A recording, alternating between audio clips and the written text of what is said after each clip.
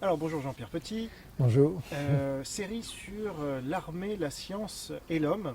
Et alors vous avez souhaité commencer par un peu la préhistoire jusqu'au temps contemporain finalement. Donc est-ce que vous pouvez nous parler justement de ces débuts de l'armée, de la science et de l'homme historique? Pourquoi est-ce que c'est un sujet qui m'intéresse? C'est parce que toute ma carrière a été perturbée par ce genre de choses. Ça, vous le verrez après, parce que finalement, la MHD, c'est entièrement militaire, quoi. Donc, j'ai eu les militaires en travers des jambes pendant 35 ans, quoi. Bon. Alors, c'est vrai que c'est intéressant de revenir dans le passé en disant, mais quand est-ce que la guerre devient quelque chose de technologique, hein? Technologique, c'est donc quand on se bat avec autre chose que ses griffes, que ses crocs.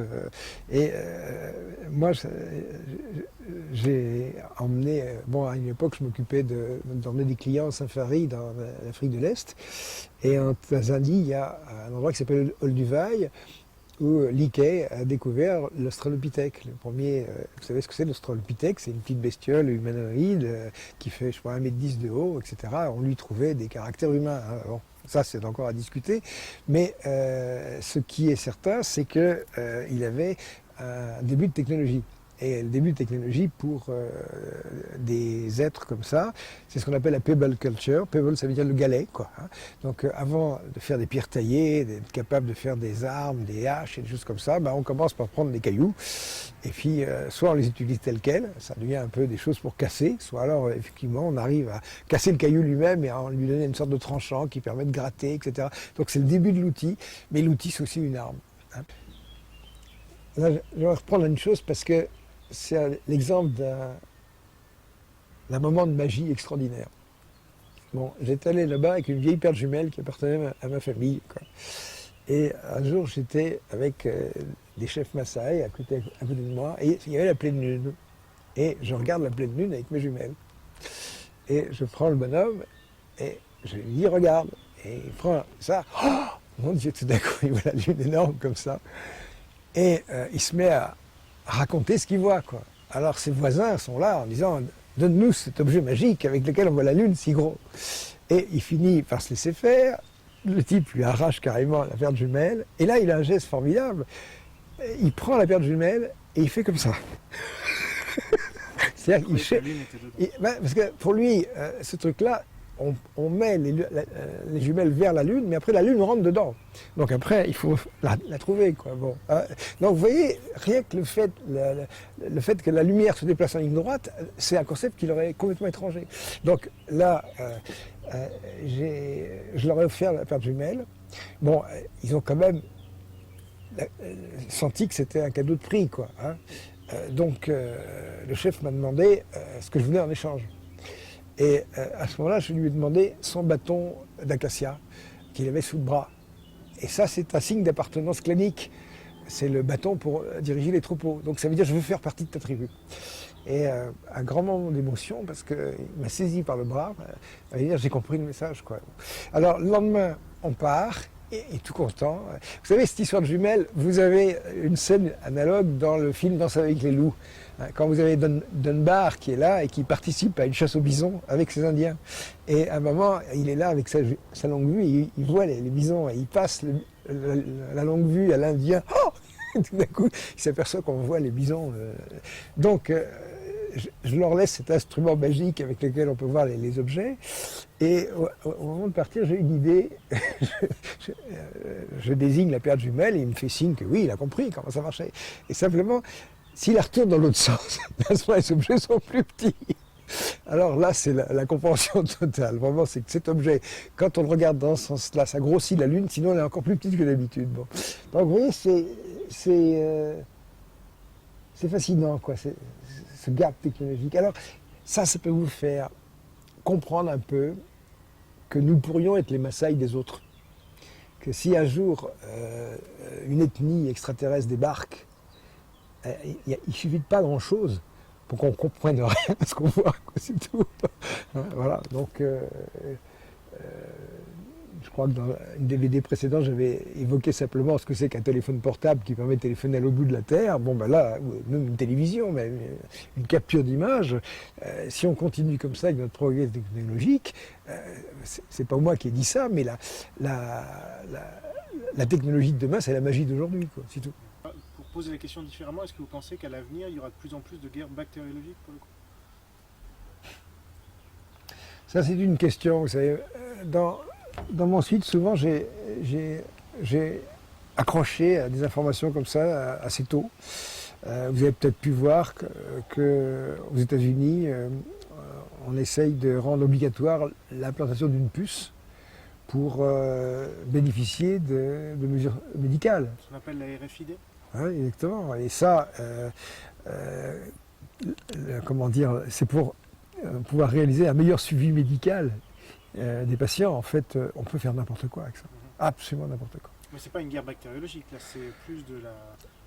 Bah, vous savez, vous pouvez mettre une toxine dans une puce et vous pouvez la déclencher à distance. Vous vous rendez compte? Et puis ensuite, bon, il y a, quand on parle du bactériologique, regardez par exemple les armes de crowd control, à micro-ondes. Ça fait pas de bien un truc comme ça. Donc, c'est quoi par exemple? bah, je veux dire, quand on parle d'une arme bactériologique, ça veut dire qu'elle agit sur le corps. Hein. Alors, traditionnellement, une balle, on fait un trou et la personne se vide. Hein. Bon.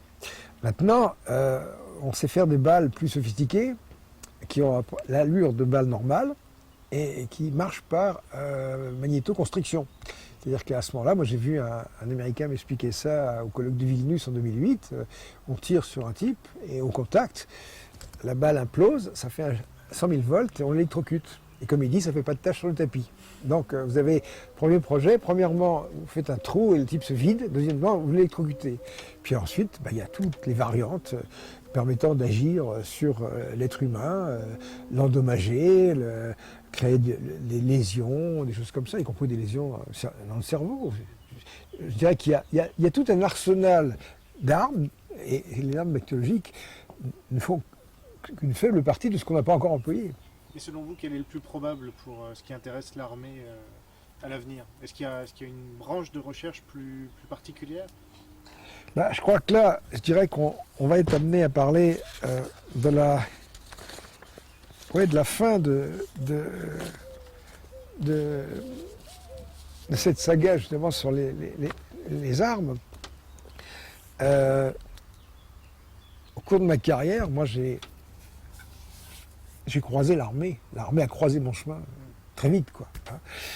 D'abord, je ne sais pas si j'en avais déjà parlé, mais voilà, quand j'ai fait Super Héros, pour moi, Super Héros, c'était l'aérostal, c'était Saint-Exupéry, Guillaumet, etc., le pilotage, bon, très bien. Et puis, à un moment, j'ai eu un professeur qui s'appelait le baron Hugues de l'Étoile. Et après, j'ai su qu'il était très impliqué dans les ventes d'armes. Enfin, pour un ingénieur militaire, polytechnicien, c'était normal, quoi. C'est son boulot, quoi. Bon. Et un jour, il nous a donné un problème à traiter comme examen, quoi. Et il s'agissait d'un bombardement stand-off. Stand-off, ça veut dire par-dessus l'épaule. Hein. Alors, effectivement, quand un bombardier doit bombarder une ville, le GPS n'existait pas à l'époque, donc il y a une bonne solution, ça consiste à passer en rase-motte au-dessus de la ville, et puis à ce moment-là, après, le bombardier effectue une ressource, puis il largue sa bombe dans la face ascendante de la ressource, auquel cas la bombe a une trajectoire parabolique, comme ça, elle descend après un parachute, et le bombardier peut s'échapper avec une figure qu'on appelle un Immelmann, il fait un demi-tonneau, il fout le camp, quoi. Donc, sujet, un bombardier doit larger une bombe atomique sur une ville, calculer la trajectoire, etc., écrivait l'équation différentielle, etc., etc. Incroyable. Bon. Donc, il y a un Super Héros, il y avait 70 élèves, on est 2 à être partis. Avoir refusé, on a eu 0, mais 2 sur 70, quoi. Les 78 autres ont fait le problème, il n'y a aucun problème. Donc voilà, déjà, tout d'un coup, on découvre que le militaire fait partie du jeu. Ensuite, quand j'ai fini Super Héros, je ne sais pas si j'avais déjà parlé, mais j'ai commencé à faire de la recherche dès cette époque-là, je crois pas, non. Bon. Alors, j'étais un peu fait pour inventer, quoi. Bon, j'ai fait des études, bien sûr. J'étais assez mauvais pour apprendre, j'étais plutôt meilleur pour trouver que pour... Et dès la première année, avec la complicité d'un professeur de technologie, j'ai monté un laboratoire d'aérodynamique supersonique dans un sous-sol de super-héros. Et à l'époque, j'ai inventé la tuyère disque. C'était en 57. La tuyère disque. Qu'est-ce que c'est que ça? C'est-à-dire que quand on prend une tuyère supersonique, on a un convergent et un divergent. Et là, c'est une tuyère où il y a un tube, et après le divergent, c'est un disque. Donc il y a un coefficient de divergence très très très très fort. Et on retrouve en subsonique cette tuyère dans une bande dessinée de Lanturlu qui s'appelle l'aspiri-souffle. Ah oui, l'aspiri-souffle, on aspire en soufflant. Alors c'est vrai que si je prends une feuille de papier comme ça, et que je fais ça, vous voyez, j'arrive à la coller contre mon doigt en soufflant. Bon, ça c'est simplement le théorème de Bernoulli qui est à l'œuvre. Mais après avoir fait des essais avec une tuyère qui était un petit support de pellicule photo, vous savez, à l'époque on avait des pellicules photo qui s'enroulaient sur des petites bobines en bois. Alors je mettais ça dans un fond de boîte d'allumettes et c'était assez marrant parce que ça collait le fond de boîte d'allumettes. Et puis je me suis demandé si on pouvait faire ça avec une pression plus forte. Donc j'ai dessiné un truc qui ressemblait un peu à une soupape de voiture. Le disque faisait 7 cm de diamètre. Et puis, à super-héros, on avait une installation de pression qui montait à 7 kg partout. Donc, alors, je dessine la tuyère, et puis je fais des calculs déjà, et je me dis, tiens, on doit avoir des choses intéressantes. Et les techniciens montent l'expérience au sous-sol, et un jour, j'étais en amphi, en première année, et le chef d'atelier ouvre la porte, boum, comme ça, et il dit « Monsieur Petit, ça marche !» Et moi, je saute par-dessus les tables, je descends au sous-sol, et le professeur de je ne sais quoi dit « Mais qu'est-ce qui se passe ? Rien, Petit a inventé quelque chose !» Alors là, on se retrouve avec cette situation assez curieuse, incroyable. On avait cette espèce de trompette, comme ça, avec une plaque en plexi, et en dessous, on pouvait accrocher 3,5 kg. Alors, à l'époque, je ne savais pas ce que c'était un brevet, mais ça a été breveté, je crois quand même par la suite, par la société Bertin, sous le nom de fixe-trompe. J'ai encore un copain qui m'a dit, je suis allé dans une société et on manipule les trucs avec les fixe-trompes. Bon, moi, en étant étudiant, si j'avais su ce que c'était un brevet, j'avais pensé à une chose pareille. Bon. Donc là, on avait cette tuyère supersonique et j'avais fait des calculs là-dedans et je pensais que l'écoulement était supersonique dans ce truc-là. Or, en fait, entre le disque et la plaque, il y avait quelques dixièmes de millimètre. Donc il y avait juste un chemintement, ça fait comme ça. Et le fait qu'en soufflant dans ce sens-là, on arrive à tirer 3,8 kg dans ce sens-là, c'était incompréhensible. Et la direction de l'école envoie un premier professeur d'aérodynamique qui regarde le truc avec un œil torve et il m'explique que l'air sort par la plaque et il fait comme ça, il pousse par en dessous. Moi, non, c'est pas comme ça que ça marche. Et pour lui montrer que c'est pas ça, j'ai fait aspirer le fond d'une boîte de conserve. C'est-à-dire, carrément, la trompette est au fond de la boîte, donc c'est pas possible que ça fasse... Dépité, l'homme s'en va. Deuxième professeur d'aérodynamique qui vient. Et là, j'avais continué à pousser mes recherches. J'ai fait des choses assez étonnantes à l'époque. En fait, je faisais de l'aérodynamique hypersonique, parce qu'avec 7 kg de pression, on peut arriver à des vitesses considérables. Donc, je faisais des jets extrêmement minces, et je ne peux pas, sans le recours du dessin, quoi que ce soit, évoquer toute la bizarrerie de ce truc-là. Mais disons que ce que je faisais était complètement à l'encontre de ce qu'on m'enseignait à l'école. Les professeurs s'arrachaient les cheveux. Et ce deuxième professeur d'aérodynamique vient, il avait une cravate écossaise. Et il regarde mon montage avec méfiance. Et il se penche, et la cravate s'incline, le bout de la cravate rentre dans le jet, et la cravate se raccourcit de 5 cm, tous les petits poils qui font... Bon, un professeur normal aurait dû éclater de rire en disant « Qu'est-ce que c'est que ce truc J'enlève ma veste, je remonte mes manches, on va... » Non, non, il est parti au courant. Vous voyez, là, j'étais stupéfait, quoi. C'était passionnant. Et voilà un type qui prend ses clics et ses claques, qui fiche le camp. Moi, je suis convoqué par le général de Valroger, qui commandait l'école, qui me dit « Attention, vous êtes ici pour faire des études. Et si vous continuez à faire la l'imbécile, on va être obligé de faire redoubler. » Enfin bref, je reçois des menaces pour recherche illicite, exercice illégal de la science, quoi. Donc déjà, ça devenait très curieux à l'époque. Bon. Alors, après, là, je crois qu'il faudrait un autre DVD pour raconter ces trucs-là. Je suis parti, après mes études en Amérique, à Princeton, dans l'université de Princeton, où j'ai été accepté pour faire un master. Et mes travaux avaient l'air d'avoir retenu leur attention. Et ça ne s'est pas bien passé là-bas parce que, après 2-3 jours à Princeton, il y a quelque chose que j'avais observé qui me paraissait étrange, quoi. Il n'y avait pas de femmes. En fait, Princeton était une des rares universités qui n'était pas mixte. Il y avait quelques vieilles secrétaires poilues, mais à part ça, il n'y avait pas grand-chose. Donc, vous voyez, pour un Français de 22 ans, se retrouver à 80 km de New York, dans une espèce de monastère de ce genre-là, c'était pas supportable, quoi. Donc, ensuite, il y a une autre chose, c'est que j'étais affecté à un laboratoire au James Forrestal Center, au centre James Forrestal, à un laboratoire d'aérodynamique qui était dirigé, ça ne s'invente pas, par le professeur Bogdanov. Et quand j'arrive chez le professeur Bogdanov, c'est au moment de l'heure du déjeuner, et les bureaux sont vides. Et je vois une pancarte sur laquelle il y a écrit Restricted Area, Authorized Persons Only, c'est-à-dire zone à accès réservée aux gens qui ont l'accréditation. Moi, je me dis, bon, je suis français, je ne comprends pas l'anglais, je rentre. Donc, évidemment, je rentre, je me balade dans tout ce secteur secret qui n'est absolument pas fermé avec clé, et là, je tombe sur la soucoupe Avro, l'Avrocar. Allez voir Avrocar dans Wikipédia, vous trouverez toutes les photos de cet engin. Et à l'époque, en 1961, c'était encore considéré comme un engin extrêmement secret, quoi. J'étais beaucoup plus déluré que maintenant, donc j'ai pas réussi à la faire démarrer, mais c'est une chance. Je l'ai exploré sous toutes ses coutures et conclu que ça pourrait jamais marcher d'ailleurs. J'étais quand même assez bon en aérodynamique, quoi. Après le déjeuner, j'ai retrouvé Bogdanov et je lui ai dit, j'ai vu votre soucoupe. Comment?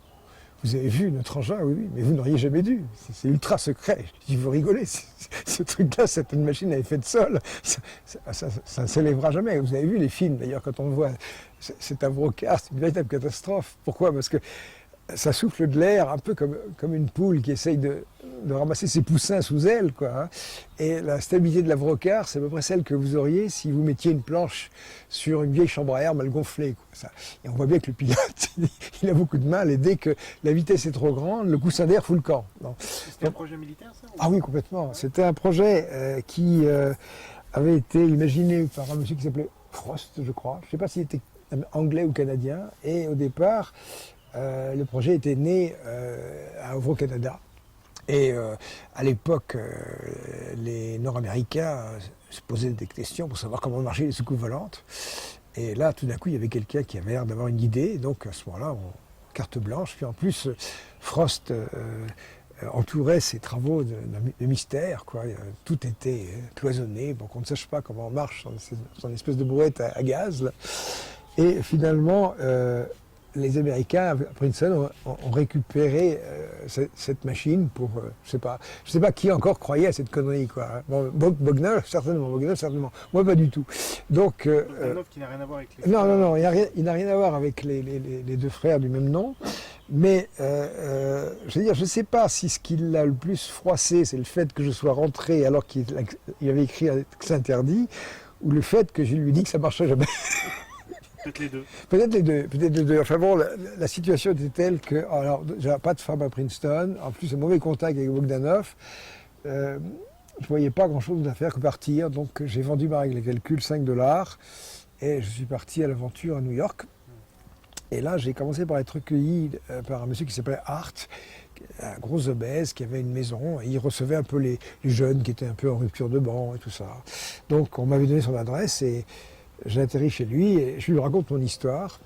Alors, un type qui a une bourse à Princeton et qui fout le camp, pour un Américain, c'est pas possible. Donc il m'écoute avec attention, il me dit, ok, tu sais, ici, la police ne te trouvera jamais. Bon, voilà, alors j'ai... Tu n'es pas recherché. Non, mais pour lui, que je raconte une connerie pareille et que je foute le camp... C'est un mensonge, d'accord. Pour lui, c'était... La police devait être à Marchères, c'est pas possible autrement.